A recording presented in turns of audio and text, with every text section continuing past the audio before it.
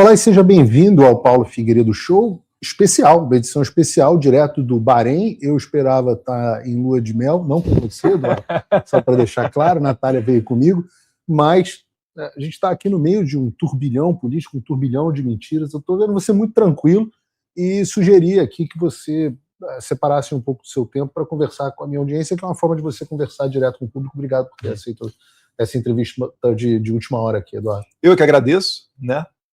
Paulo aqui, vocês sabem da nossa proximidade, né? Mas tem também o trabalho jornalístico dele, as pessoas que o seguem e também estão dentro da plataforma do Paulo Figueiredo, e vocês merecem essa consideração, né? Já estive na Timeline, estive na Veja, agora estou aqui com você, pretendo dar outras entrevistas e estou aberto aqui aos questionamentos.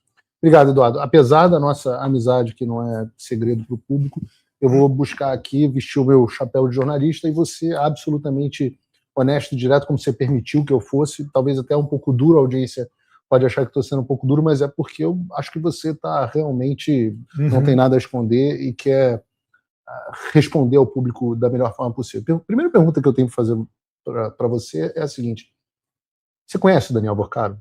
Eu vou até reformular, tá? A minha pergunta é: você já esteve com o Daniel Porcaro? Você já falou com o Daniel Porcaro? Existe o contato do Daniel Porcaro no seu celular?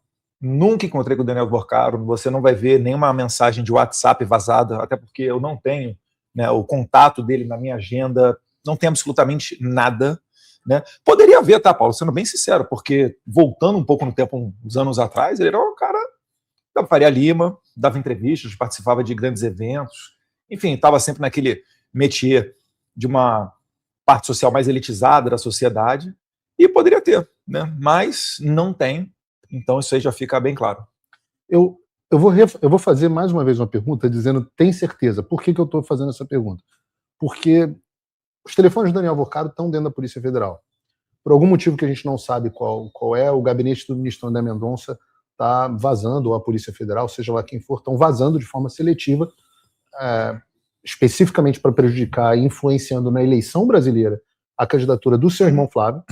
Isso é uma coisa que eu acho que tem que ser apurada, eu acho que é um crime acontecendo aí, isso precisa ser apurado. E saíram pelo Intercept, se você for ver o histórico do Intercept, é um veículo notoriamente identificado com a esquerda. Claro. É um veículo que tem suspeitas, né? Teve uma investigação com relação ao PCC, que ali no bolo ali veio a questão do Intercept, tem um histórico de hackeamento de celulares, que depois entraram ali na Vaza-Toga. Então, quando eles embalam um produto, eles embalam com o objetivo. No caso, o objetivo aqui, o alvo maior é o Flávio, mas também estão me mirando devido ao meu trabalho aqui nos Estados Unidos. O meu ponto nessa história é o seguinte: se houver conversas suas com o Daniel Porcaro, essas conversas feito com uma história do Brasil, né? É interessante pra gente. Paulo, vai ser a primeira vez que você vai ter realmente uma história brasileira sendo retratada para o mundo inteiro. No passado, nos anos 80, desculpem-me aqui as senhoras, mas os filmes brasileiros eram conhecidos como pornô chanchada, né? Aquele pornô chanchada, quase erótico. Depois virou o tema denúncia, né, expondo tudo que há de mazela de pior no país, explorando os problemas sociais do país, que existe realmente um espaço na prateleira para esse tipo de produção. Mas nunca foi uma história diferente disso, né? E a gente vai contar não a história de um político, não um documentário. A gente vai contar uma história de superação, de fé, vai girar em torno da facada, em torno da eleição de 2018. E eu acho que vai ser muito importante para esclarecer, não só para os brasileiros, mas também para os estrangeiros. Que muita gente lá fora não sabe quem foi o Jair Bolsonaro, só conhece, né? Beleza, foi presidente do Brasil, é um cara meio lá Trump, fala bastante, não tem filtro, mas vai parando mais ou menos por aí. Então vai ser importante para você humanizar o Jair Bolsonaro e contar essa história de maneira própria. Mas você coloca 50 mil reais no filme... Dólares. Perdão, 50 mil dólares no filme, originalmente, não sabe se o filme vai acontecer ou não, e a partir daí o que acontece? Depois ele cerca de um ano e alguma coisa... Se a gente está falando desse 2000 você falou o ano, 2023 mais ou menos, né? Eu acredito que foi 2023, Paulo. Eu acredito que foi final de 2023.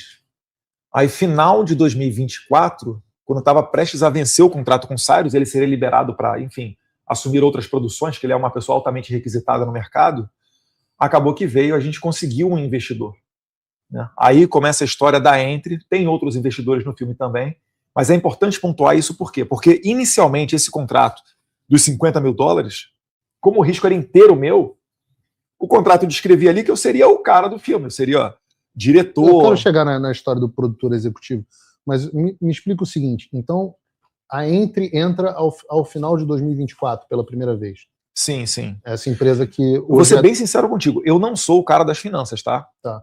Eu sou o cara que assinou a sessão de direitos autorais e que, se porventura conhecesse alguém, poderia apresentar o filme para atrair investidor, como qualquer coisa no mercado de trabalho. A gente fez questão de fazer uma captação 100% privada, para não utilizar a lei Rouanet ou dinheiro público, para evitar exposição.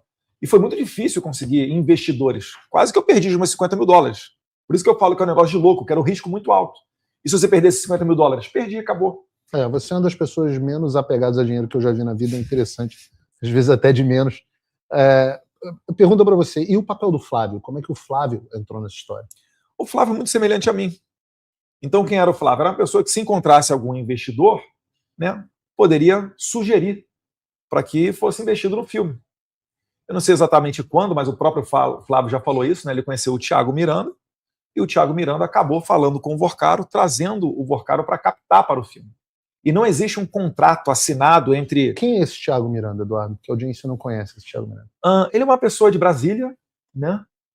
É um empresário, e eu não conheço tanto para falar sobre ele, né?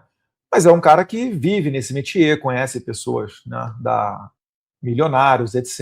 Então era crível que ele pudesse realmente trazer o investidor. E a gente não está falando de uma produção qualquer, tá? Eu não vou passar aqui exatamente os números, mas são alguns bons milhões de dólares. Eu falo dólares porque